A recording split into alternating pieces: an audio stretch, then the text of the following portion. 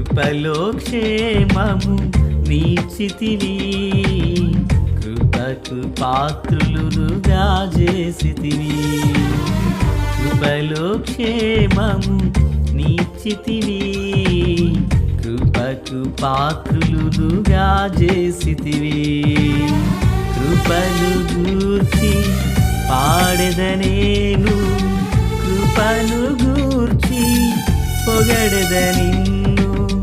కృపను గూర్చి పాడెదనేను, కృపను గూర్చి పొగడెద నిన్ను.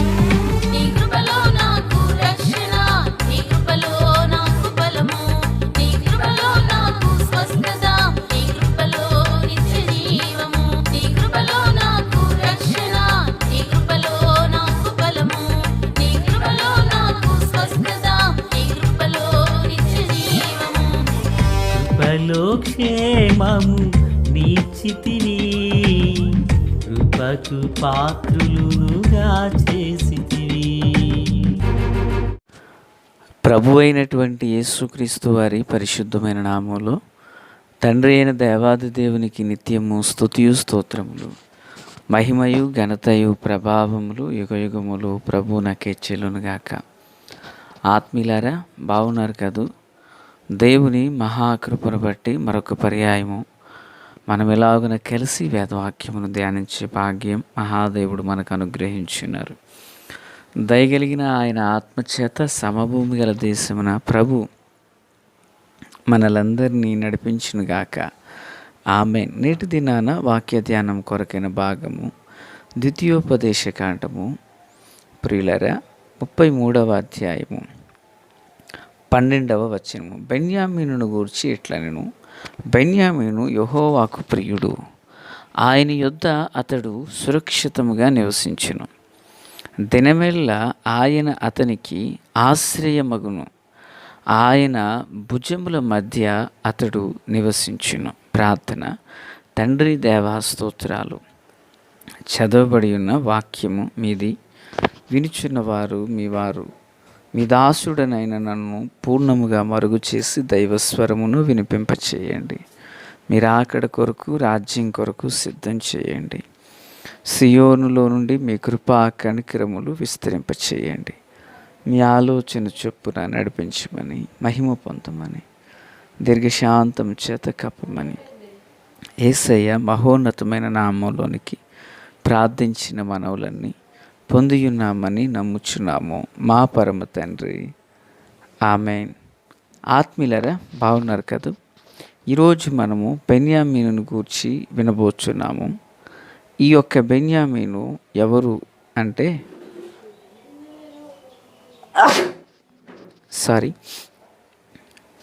ఆదికాండము 46వ అధ్యాయం 19వ వచనం ప్రకారంగా యాకోబు భార్య అయిన రాహేలు కుమారులైన యోసేపు, బెన్యామీను. అంటే ఈ బెన్యామీను ఎవరు అంటే రాహేలు కుమారుడు. మన అందరికీ తెలుసు కదా, ఈ రాహేలు కోసమే యాకోబు 14 సంవత్సరాలు నౌకరు చేసినటువంటి వాడు. యోసేపు, బెన్యామీనులు రాహేలు గర్భాన పుట్టారు. ప్రియులారా, ఇంకా రాహేలు గర్భానంటే ఆమెను కొరకు ఆయన ఎక్కువగా ప్రయాసపడినటువంటి సందర్భం మనకు తెలుసు. అలాగనే ఈ యొక్క బెన్యామీనుకు కుమారులు 21వ వచనం బేల, బేకేరు, అప్పేలు, గేరా, నయామాను, ఏహి, రోషు, ముప్పీము, హుప్పీము, అర్దు. ప్రియులారా, వీరు బెన్యామీను యొక్క కుమారులునై ఉన్నారు. వీరు ప్రియులారా, దేవుడు ఇజ్రాయిల్కి అనుగ్రహించినటువంటి స్వాస్థ్య భాగమైనటువంటి కనానులో వీరు ప్రవేశించారు. యెహోషువ గ్రంథం 18వ అధ్యాయం 11-28 ప్రకారంగా బెన్యామీనుల గోత్రమునకు వారి వంశముల చొప్పున వంతు చీటి వచ్చెను. వారి చీటి వలన కలిగిన సరిహద్దు యూదా వంశస్థుల సరిహద్దుకును యోసేపు పుత్రుల సరిహద్దుకును మధ్యలో వీళ్ళు నివసించారు. అయితే పిల్లలు ఇప్పుడు బెన్యామీను గురించి ప్రభు చెప్పిన మాట ఏంటంటే, ఇతడు యెహోవాకు ప్రియుడు అని చెప్పారు. ఇతడు యెహోవాకు ప్రియుడు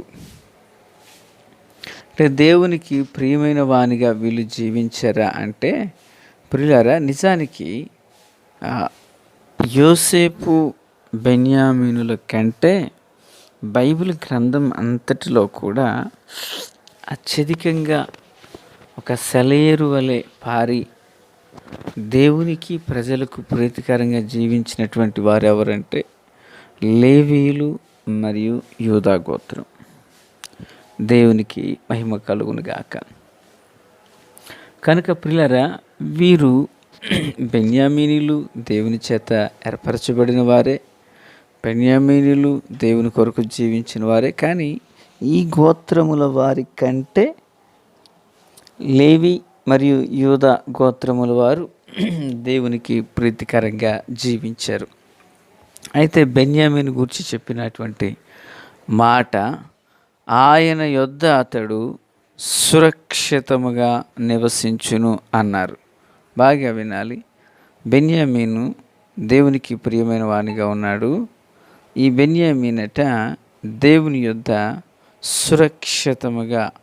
సురక్షితముగా నివసించును అంటున్నాడు. ఎలాగున ఇది జరిగింది అంటే, దేవుడు ఒక శ్రేష్టమైన వాగ్దానం చేశారు.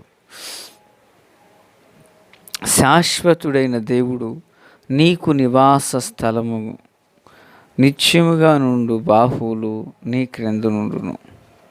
ఆయనని ఎదుట నుండి శత్రువుని వెళ్ళగొట్టి నశింపచేయను. ఇది దేవుని యొక్క గొప్పతనాన్ని గూర్చి, దేవుని యొక్క ఔన్నత్యమును గూర్చి, దేవుని యొక్క దైవ సహాయాన్ని గురించి చెప్పబడినటువంటి వాగ్దానం. అలాగుననే ఇశ్రాయేలీల విషయంలో దేవాది దేవుడు ఈ బెన్యామీనులకు ఈ మహోన్నతమైనటువంటి కృపను కొనుపరచడం జరిగింది. దేవునికి స్తోత్రాలు. ఈ బెన్యామీను గురించి యాకోబు తన దీవెన వచనాల్లో పలికాడు. ప్రియరా, ఇదే బెన్యామీను గురించి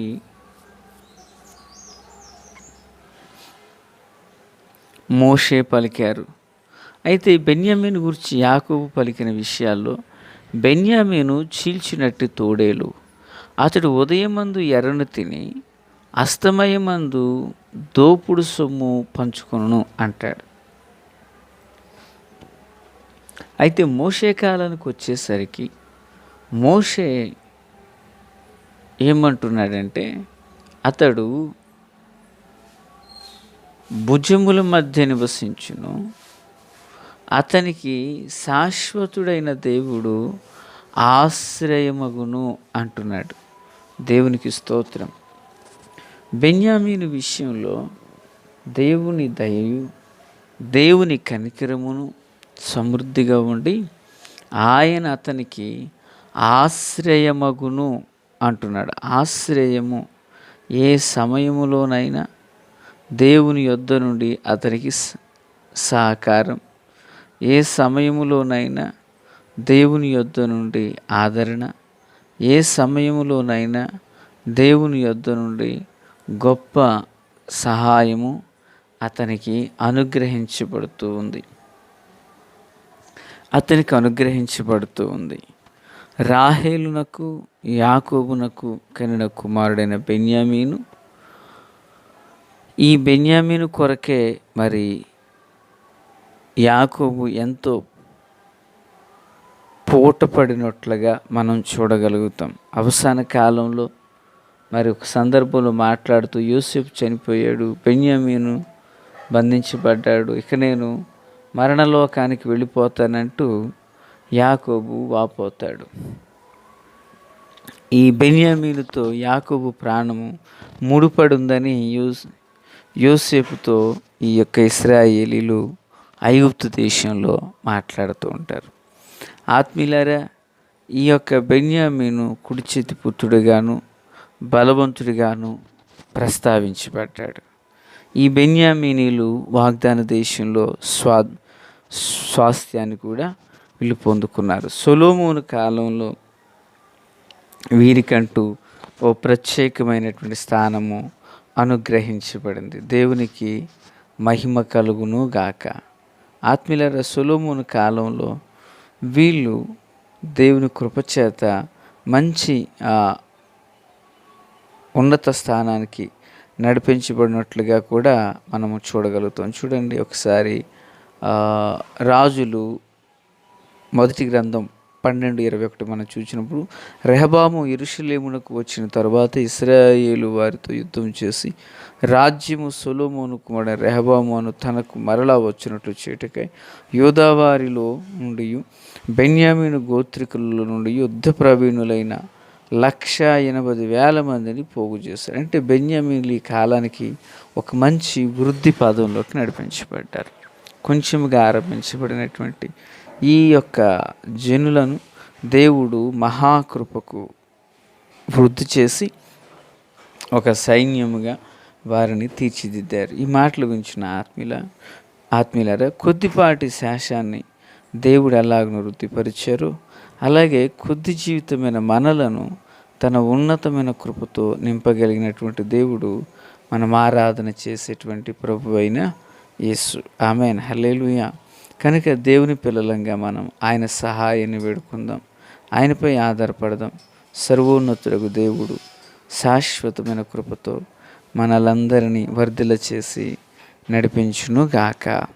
ఆమేన్. ప్రార్థన. తండ్రి దేవా, స్తోత్రాలు. వాక్యం అందరి హృదయాల్లో ఫలభరితం చేసి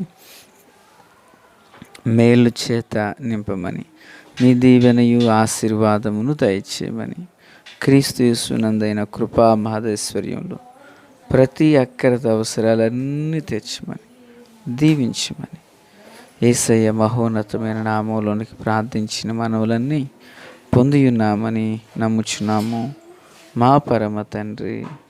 ఆమెన్. Praise the lord.